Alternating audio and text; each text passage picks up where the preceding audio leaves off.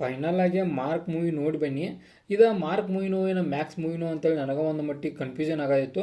Final ಆಗಿ ಗೊತ್ತಾಯ್ತು ಇದು ಮಾರ್ಕ್ ಮೂವಿನ ಅಂತೇಳಿ. ಮ್ಯಾಕ್ಸ್ ಮೂವಿಗೆ ಕಂಪೇರ್ ಮಾಡಿದ್ರೆ ಒಂದು ಮಟ್ಟಿಗೆ ಎಲ್ಲೋ ಸ್ವಲ್ಪ ಪ್ಲಸ್ ಪಾಯಿಂಟ್ಗಳು ಇದಕ್ಕೆ ಹೆಚ್ಚದಾವು.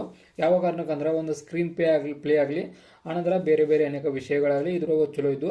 ಆನಂತರ ಅದನ್ನು ಬಿಟ್ಟರೆ ನಾವು ಏನು ಒಂದು ಟ್ರೈಲರ್ ತೋರಿಸಿರಲ್ಲ ನಮಗೆ, ಆ ಟ್ರೈಲರ್ಗೆ ಒಂದು ಸ್ಟೋರಿ ನಾವು ನೋಡಿದ್ದು ಈ ಮಕ್ಕಳ ಕಳ್ಳತನ ಆಗೋದ ಅದ ಒಂದು ಸ್ಟೋರಿಯನ್ನು ಎಕ್ಸಾಕ್ಟಾಗಿ ನಮ್ಮ ಮೂವಿ ಒಳಗೆ ನೋಡ್ತಾವೆ ನಾವು. ಅಂದ್ರೆ ಏನೂ ಕೂಡ ಹೊಸದು ಇರಾಕಿಲ್ಲ. ಏನು ಸ್ಟೋರಿಯನ್ನು ನೋಡಿದ್ವಿ ನಾವು ಟ್ರೈಲರ್ ಹೋಗೋ ಗುರ್ತಾದ ಸ್ಟೋರಿ ಅದ ಸ್ಟೋರಿನೇ ಇತ್ತು. ಅಂದ್ರೆ ಒಬ್ಬ ಪೊಲೀಸ್ ಅದಾನು, ಆತ ಸಸ್ಪೆಂಡ್ ಆಗ ಮನ್ಯಾಗ ಕುಂತಾನು.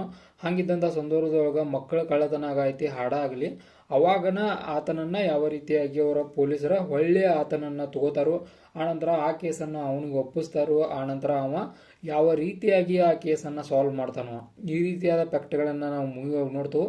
ಹೊಸದನ್ನು ಏನೂ ಟ್ರೈ ಮಾಡಿಲ್ಲ ಅನಿಸ್ತು. ಯಾವ ಕಾರಣಕ್ಕಂದ್ರೆ ಏನ ಒಂದು ಹಳಿ ಇದ್ರು ನೋಡ್ತೇವಲ್ಲ ಅದ ಕಾನ್ಸೆಪ್ಟ್ ಇತ್ತು. ಹಾಗಿದ್ದಂಥ ಸಂದರ್ಭದೊಳಗೆ ಏನು ಹೊಸದಿರಾಕಿಲ್ಲ ಅಂದ್ರೆ ಆಬ್ವಿಯಸ್ಲಿ ಬೋರ್ ಹೊಡೆಯೋ ಚಾನ್ಸ್ ಐತಿ. ಸುದೀಪ್ ಅವ್ರ ಫ್ಯಾನ್ಸ್ಗಳಿಗೆ ಬಿಟ್ಟರೆ ಉಳ್ಕಿದವ್ರಿಗೆ ಸ್ವಲ್ಪ ಮಟ್ಟಿಗೆ ಬೋರ್ ಆಗೋ ಚಾನ್ಸ್ ಕೂಡ ಐತಿ. ಆನಂತರ ಮೂವಿ ಒಳಗೆ ಬ್ಯಾಕ್ಗ್ರೌಂಡ್ ಮ್ಯೂಸಿಕ್ ಒಂದು ಸ್ವಲ್ಪ ಮಟ್ಟಿಗೆ ಕೈ ಹಿಡಿತೇನೋ ಅನಿಸ್ತು. ಅಂದ್ರೆ ಅದು ಚಲೋ ಇತ್ತು.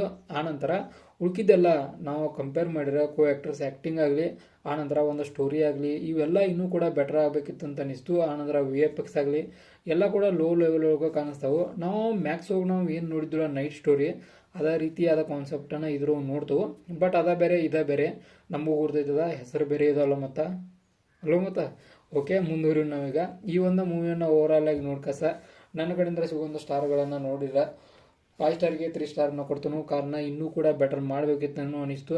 ಅಂದ್ರೆ ಅಂಥ ದೊಡ್ಡ ಒಬ್ಬ ಸ್ಟಾರ್ ನಟನನ್ನು ಇಟ್ಕೊಂಡ ವಿಜಯ್ ಕಾರ್ತಿಕೇಯ ಅವರ ಏನು ಮಾಡಿದಾರು ಅನ್ನೋ ಪ್ರಶ್ನೆ ಕೂಡ ಮೂಡ್ತೈತಿ.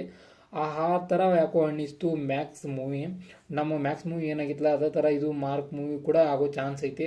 ಕಾರಣ ಇನ್ನೂ ಕೂಡ ಬೆಟರ್, ಏನೂ ಕೂಡ ನಾವು ಏನೂ ಹೊಸದನ್ನು ನೋಡೋದಿಲ್ಲ.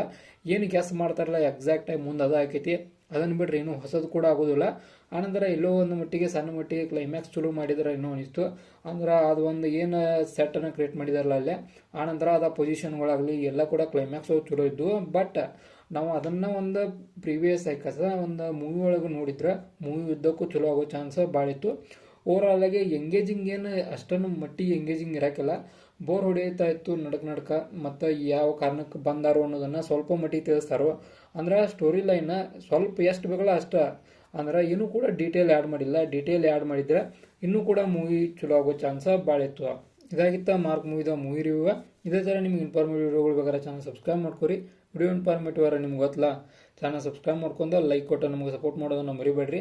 ನಾ ಎಕ್ಸ್ಪೆಕ್ಟೇಷನ್ ಭಾಳ ಇಟ್ಟೀನಿ. ನಮ್ಮ ಎಕ್ಸ್ಪೆಕ್ಟೇಷನ್ ಇಟ್ಟಿದ್ವಲ್ಲ ಮೂವಿ ಫ್ಲಾಪ್ ನಾವು ಹೊಂಟಾವು. ಇನ್ನು ಎಕ್ಸ್ಪೆಕ್ಟೇಷನ್ ಇಡೋದು ಬೇಡ. ಆನಂತರ ಮೂವಿ ನೋಡಿ ಕಾಸ ಆಮ್ಯಾಗ ಅದನ್ನು ಇದನ್ನು ಮಾಡೋಣ ಅಂತೇಳಿ ಒಂದು ಸಣ್ಣದಾಗಿ ಒಂದು ಅನಿಸ್ತು.